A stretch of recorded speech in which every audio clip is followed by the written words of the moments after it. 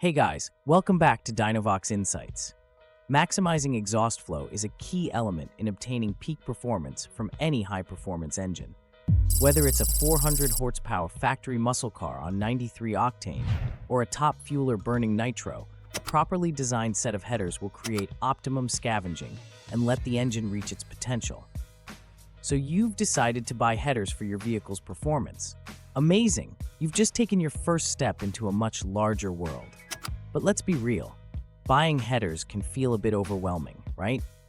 With so many different types, materials, and components out there, it's easy to get lost in the noise.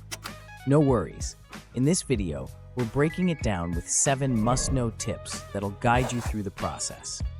We'll tell you exactly what to look out for and what the differences are. Don't forget to click subscribe and ring the bell if you want more weekly updates on this kind of content. All right, without further ado, let's dive in.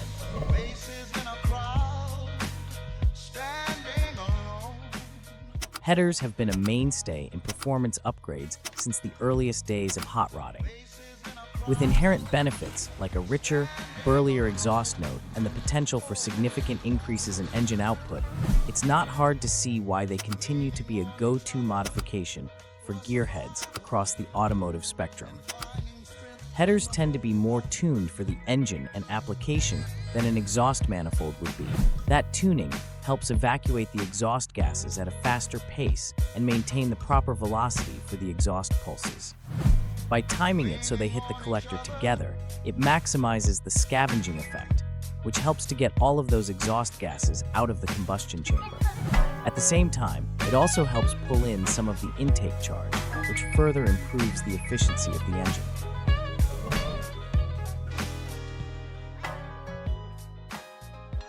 A popular misconception is larger is better.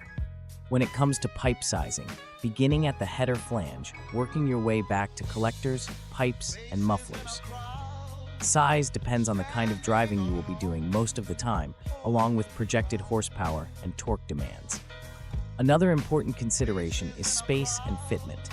You may want the largest header tubes and exhaust pipes available. However, if they won't fit in the space you have, the desire is moot. The darned things are not going to fit. Once you have the space issue worked out, the next consideration is engine dynamics. Are you seeking horsepower or torque, or both?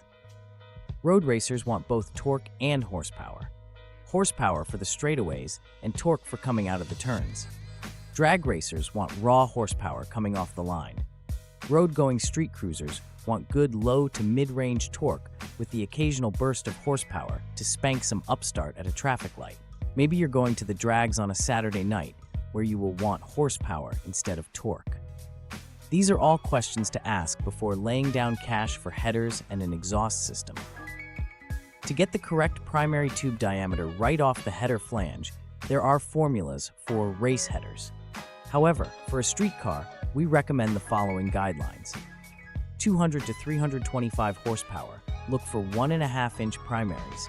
275 to 425 horsepower, use 1 3/4 inches. 400 to 500 horsepower, opt for 1 3/4 to 2 inches, and 500 more horsepower, look for 2 inches or greater. Keep in mind, smaller pipes mean more low to mid-range torque. We know performance enthusiasts like real numbers, so try this. Primary pipe area, aka PPA, equals to peak torque RPM 88,200 times 1 cylinder.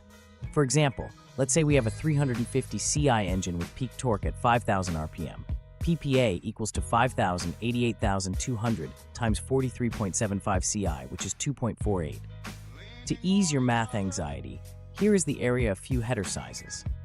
Since header size is most commonly referred to with the diameter of the pipe, there's more math to figure out what the area of a particular primary pipe is. To find the area, we use A as R, remembering that R equals to diameter 2. So theoretically, our fairly high-winding 350 with a peak torque of 5,000 RPM should run a set of 1 3/4-inch headers. But if your street-oriented 350 makes peak torque at a more typical 4,000 RPM, that would drop the PPA to 1.98. So a set of 1 5/8-inch headers would make more sense. To see what the theoretical peak torque RPM of a certain set of headers is for your particular engine, just rearrange the formula. For this example, we'll use our theoretical 350 CI engine. Peak torque RPM is PPA times 88,200 one cylinder. Just remember one simple rule when you're shopping for an exhaust system. Pipe size directly affects power output. Go large, like 3 inches in diameter, and you will gain horsepower but lose torque. Go conservative on the order of 2¼ to 2½ inches, and you gain torque. Torque comes from velocity and conservative scavenging and the resulting back pressure. Added consideration comes from cam specifications and the effect on back pressure. Be thinking cam, heads, and exhaust system.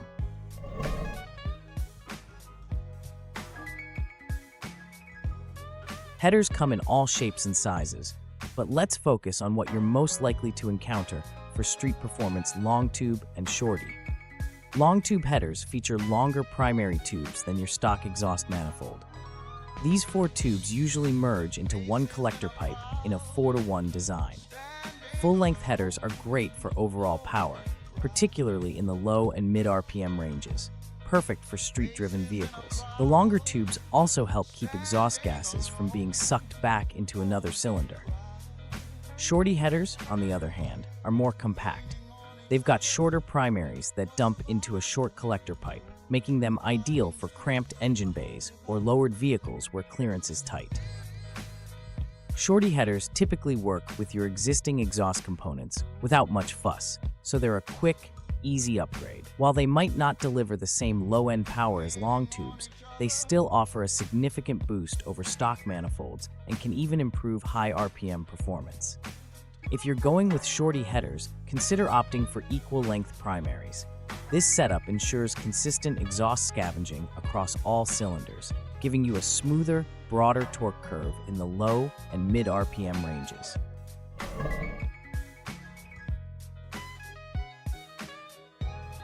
Material matters.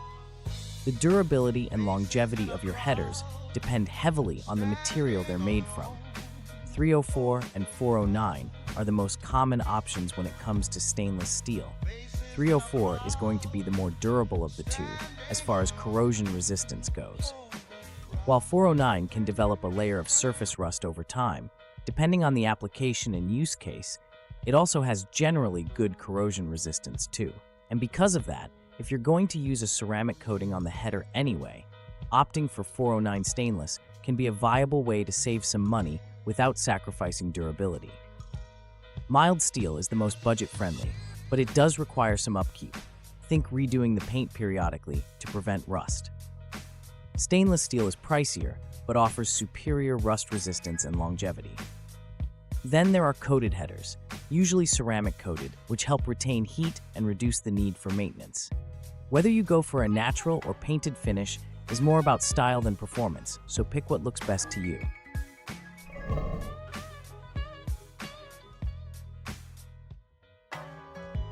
The collector is where all those primaries meet up. And just like with the primaries, size and length matter. The collector needs to be big enough to handle the exhaust flow, but remember, bigger primaries call for a bigger collector. There are 2 main collector designs, 4-1 and Tri-Y. The 4-1 style has 4 primaries merging into one collector, while the Tri-Y design takes it a step further with a 4-2-1 setup, where 4 primaries merge into 2 secondary tubes before combining into one collector. The Tri-Y headers are great for boosting low-end torque, making them a solid choice for street performance.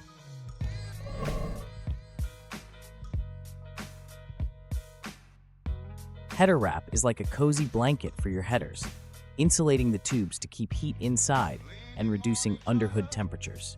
It's super effective, and you can use it in just about any application. Comes in colors like black, white, and titanium, and it's easily secured with ties or stainless steel clamps. If you want to keep things cool under the hood, this is the way to go.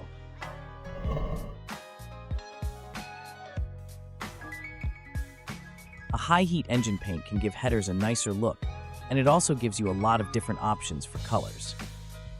If you're wrenching in the engine bay regularly, the potential for scratches or chips does increase, But the nice thing is that you can just touch up the paint cheaply and easily.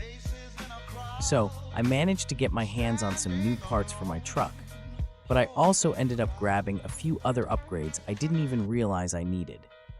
Anyway, if you found this content helpful and you're all about maximizing your diesel's performance, give us a like and a follow. Now that you've got your eye on some quality exhaust parts, you'll probably want to know how to get the perfect fit for your truck. We've got plenty of videos and resources to guide you through it. Time to head home and start installing these new toys.